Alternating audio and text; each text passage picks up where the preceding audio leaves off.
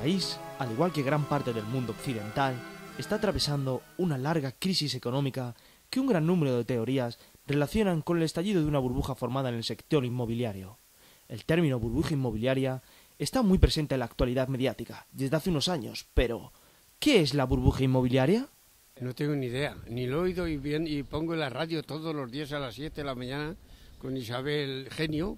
Ha sido la gran estafa sobre los pisos para la gente que quiere comprar un piso, porque no tienen opción así a comprarlo, pero hace muchos años tenía que haber acabado eso. Pues para mí la burbuja inmobiliaria es que han hecho tantos edificios, han vendido tanto que ahora no se puede pagar, y ahora la mitad de las que han hecho en sitios que no deben, lo tienen que echar abajo. Y así lo estamos viendo. Soy de Málaga, y está muy mal, porque es que ya no podemos tirar de esta manera, sin que algún arreglo le tienen que dar. Las inmobiliarias han estimado que van a vender más casas de las que han vendido, entonces han hecho más casas y se han quedado pues con las casas y no han vendido. Y entonces los bancos les están pidiendo. Visto el negativo resultado de nuestra iniciativa, nos hemos decantado por preguntar a personas más cercanas al asunto. Una burbuja económica se presenta cuando durante un tiempo prolongado se incrementa el precio de un bien de una manera muy superior a la del precio real. Esto ha sucedido en el sector inmobiliario, en todos los países industrializados y sobre todo en el caso particular de España. En España, entre los años 1995 y 2008, se triplicó el precio de la vivienda. Uno de los factores determinantes que produjo este incremento pues, fue la especulación y que ha hecho estallar la burbuja inmobiliaria. ¿Qué significa el estallido? Significa pues, un descenso muy acusado de los precios y que ha provocado una crisis económica. Ya han escuchado, ahora retrocedamos al pasado para comprender el comienzo de la burbuja. La burbuja inmobiliaria se hizo posible en parte gracias a la aprobación de dos reformas legales. La primera fue la aprobación de la Ley del Suelo de 98, en la que se regulaban los derechos y las obligaciones de los propietarios de terrenos. Estuvo vigente hasta junio de 2008 y bueno, facilitó la conversión de terrenos rurales en urbanizables. Con esto se pretendía que fuese más económico construir para producir un crecimiento económico y un abaratamiento de la vivienda. Y bueno, por otro lado tenemos la reforma laboral de 2002, el decretazo, en el que se abarató el despido y se redujeron algunos derechos laborales, con lo que los empresarios tenían más fácil contratar más mano de obra y esto aceleró la construcción.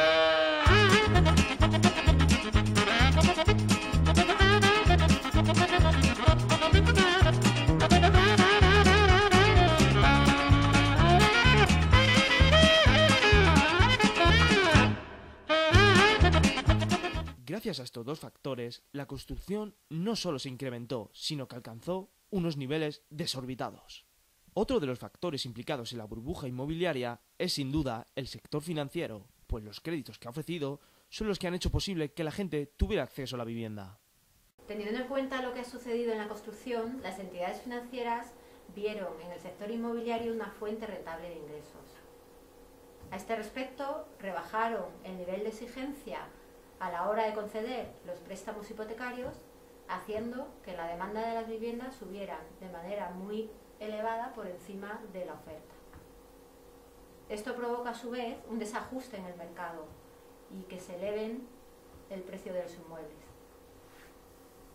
El exceso de oferta derivado de la construcción tendría que haberse traducido en una disminución del precio de la vivienda.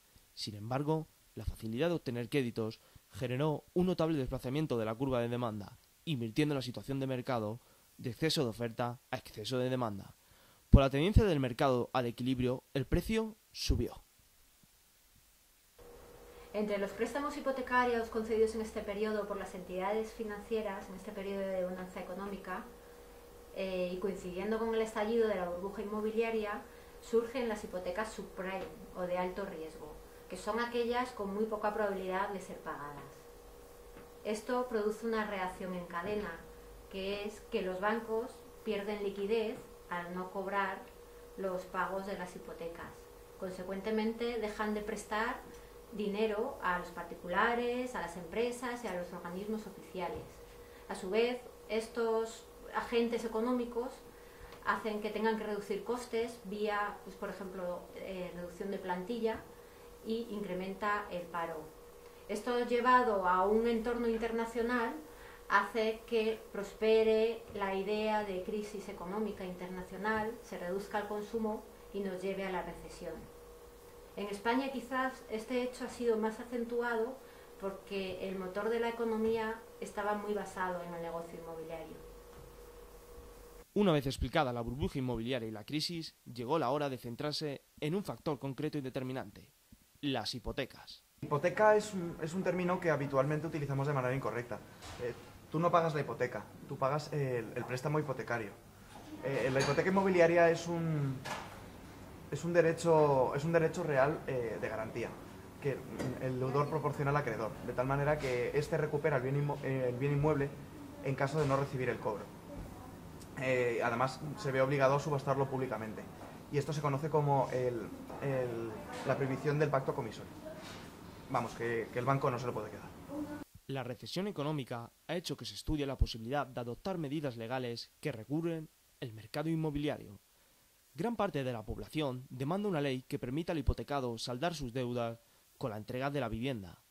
Eso es lo que se conoce como dación en pago. La dación en pago supone para la entidad financiera aceptar como pago de la deuda pendiente del préstamo la vivienda. Esto actualmente es poco viable porque al bajar tanto el precio de la vivienda nos encontramos con que el valor actual de la vivienda no llega para cubrir el capital que se prestó inicialmente. Cuando la entrega de un bien extingue la deuda, hablamos de dación en pago, por llamarlo de alguna manera, porque para que exista dación, los acreedores, es decir, los bancos, tienen que aceptar el recibir una prestación diferente a la acordada. Pero bueno, este carácter voluntario desaparecería en el momento en el que existiese una ley que obligase a aceptar las viviendas como forma de pago. Independientemente de cuál sea el futuro que nos depara, debemos aprender de nuestros errores y saber reaccionar a tiempo para que, una vez pasada la crisis, no volvamos a encontrarnos con ella.